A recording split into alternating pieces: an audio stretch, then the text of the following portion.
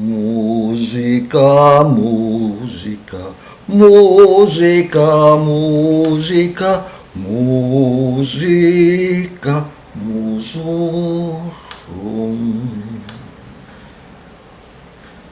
Bom dia. No ritmo da música 003. Então, já fiz dois. Um tentando falar um pouquinho como surgiu a música lá no início da humanidade, há pelo menos 40 mil anos atrás. Na outra, escrafunchando um pouco assim, o que a música provoca na gente, como que ela provoca, o que ela provocava em quem fez as músicas, quem fez as composições. Ela expressava e ela expressa. E aí a gente tem gostos também de música, né? E tem gente que faz músicas de determinados estilos. Então hoje, nesse terceiro programa, a partir dessa provocação, o que são esses estilos de música? Como é que a música se dividiu em tantos estilos? E são milhares. Praticamente em cada, entre uma montanhazinha e outra, entre uma vilazinha e outra, às vezes surge um estilo. Outros são mais abrangentes, mais amplos.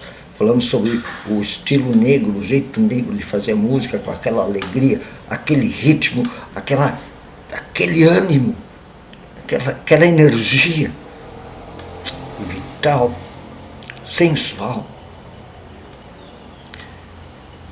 E outros povos têm outros estilos, e cada um com sua sensualidade, as suas vibrações, as suas energias, o seu apontamento em determinadas direções. E daí veio essa. Afinal, como surgem os estilos? Por que existem músicas que são diferentes? Porque não é tudo igual. Se, por exemplo, todos surgiram com o ritmo, por que não são todos que nem os africanos, que têm um ritmo tão forte, tão marcado? Então, eu realmente vou ter que,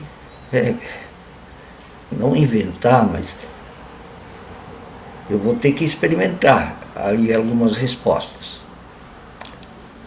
Porque, claro que tem pesquisa sobre isso, mas não sei se sobre todos os tipos de música. Mas cada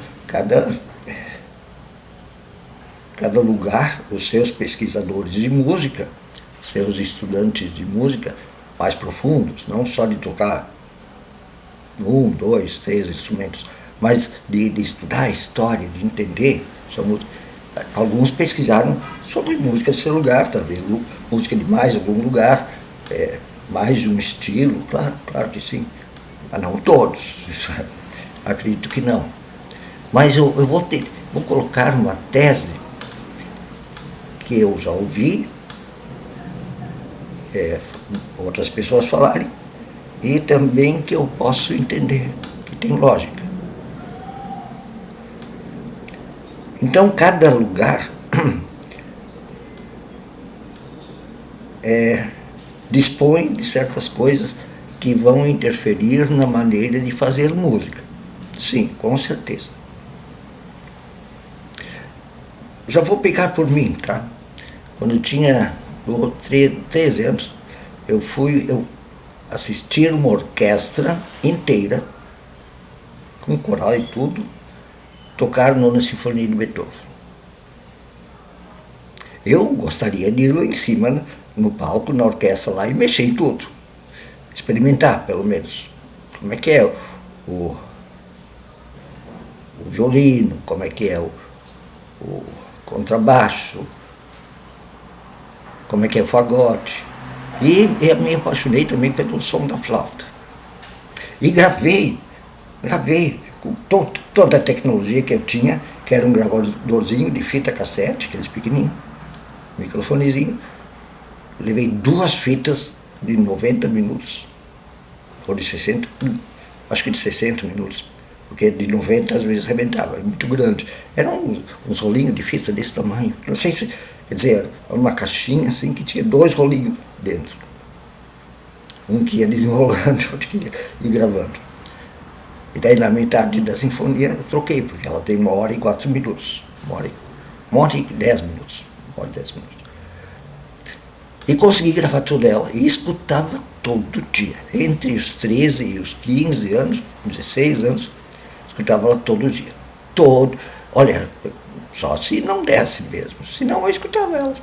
Tinha 1 horinha de folga ali, eu escutava. Decorei ela, decorei. E como meu pai, de vez em quando, fazia umas coisinhas em madeira, eu sabia que um ferro quente podia até furar madeira.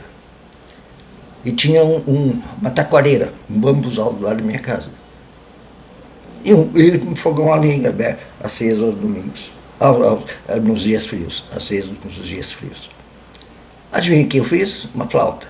E como eu escutava todo dia na sinfonia, e os meus pais eram cantores de coral, ouvido mais a flauta, por uma incrível sorte, saiu afinada. Acho que até porque eu no fural ali experimentava, catava, e ela ficou afinada, assim, os tons inteiros. Dá para fazer os meios tons, só tinha que ajeitar os dedos. Isso foi incrível. E eu tocava junto com a orquestra gravada no meu gravadorzinho. Eu tocava junto tudo o que eu podia tocar da nona sinfonia, tentando imitar a flauta. Então, taquareira, fogão a lenha, um ferrinho. Então, uma civilização, uma sociedade que tem determinadas condições para fazer determinados instrumentos. Eu, por exemplo, não poderia fazer um violino, eu teria que ter uma estante para cortar madeira, com os instrumentos certos. Eu não poderia fazer um violino. O que dava para fazer era uma flauta. E ficou muito boa. Aliás, durou uns 7 anos aquela flauta. Um músico queria comprar minha flauta, por ser uma obra artesanal, absolutamente artesanal e afinada. Então, os povos foram fazendo seus instrumentos assim, conforme as condições que tinham. E a música que vinha de antes. Mas a música que entrava por chegada de outros povos, outras tradições. Então os estilos foram se fazendo assim. Eu até disse que a música gaúcha também, o meio ambiente, o campo, aquelas distâncias longas. Então o gaúcho é o homem que canta triste, né? Que inventou a milonga. Dom, dom, dom, dom, dom.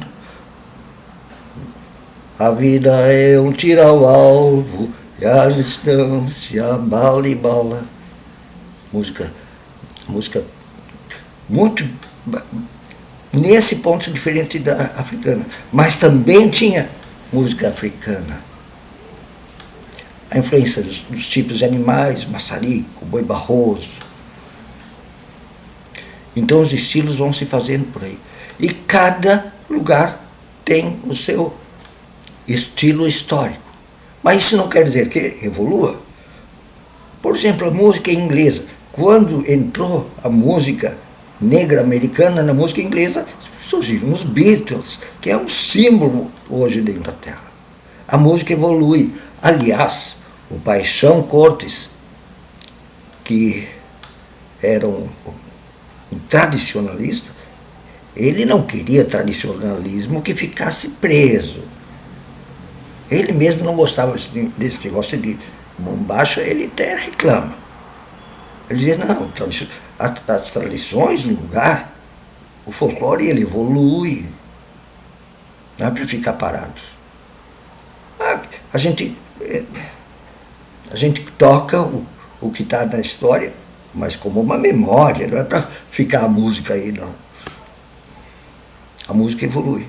Mas ela vem de condições históricas e geográficas, e sociais, inclusive financeiras, econômicas, como eu que não tinha como comprar uma flauta, nem a minha cidade dava muito incentivo para isso, para uma música mais elaborada. Eu até tentei comprar a única flauta que eu sabia que existia na cidade e que pertencia ao pai já falecido da minha madrinha. Um dia eu fiz a proposta para a esposa, para a mãe da minha madrinha, a esposa desse senhor Alfredo, dono da flauta, que já tinha falecido. Ela disse, não posso vender. É relíquia, é lembrança. Mas não foi mal, eu fiz a minha. Então, as condições materiais, condições históricas, condições econômicas, a influência do meio ambiente e até do clima. O frio da Europa fez que a música fosse mais de ambientes fechados, né? Violino, piano. Também as condições de produzir equipamentos mais delicados, né? Fagote. E também cravo. Instrumentos bem delicados. Nem dá para mexer para lá e para cá muito. E aqui foram os instrumentos de baile, né? De espaço aberto.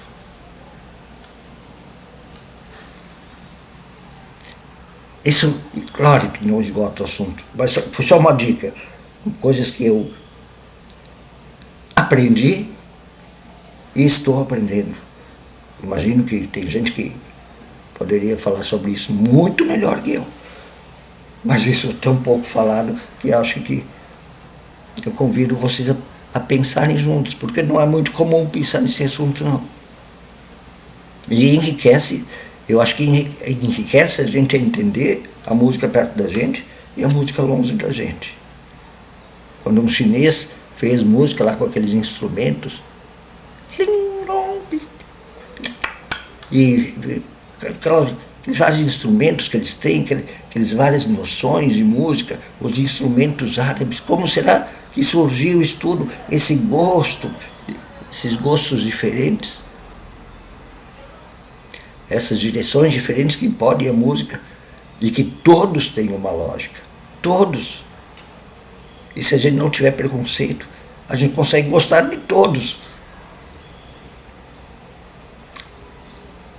Não é interessante pensar nisso?